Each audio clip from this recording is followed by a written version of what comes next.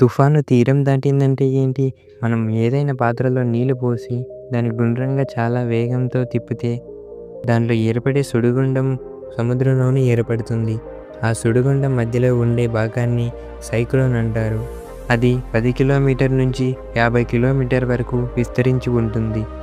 అందులో నుంచి చూస్తే ఆకాశంలో చంద్రుడు, నక్షత్రాలు కూడా ఎంతో స్పష్టంగా కనిపిస్తాయని శాస్త్రవేత్తలు చెప్తున్నారు. ఆ సైక్లోన్ తిరుగుతూ వచ్చే తీరాన్ని తాకితే అప్పుడు తుఫాన్ తీరాన్ని తాకిందని అంటారు.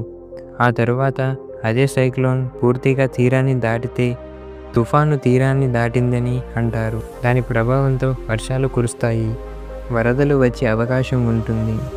గంటకు 31 కిలోమీటర్ కంటే తక్కువ వేగంతో గాలులు వీస్తే దాన్ని అల్పపీడన అంటారు.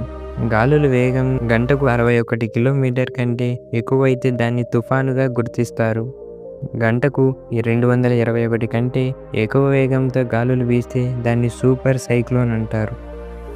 మరిన్ని వీడియోస్ కోసం మన ఛానల్ని సబ్స్క్రైబ్ చేసుకోండి.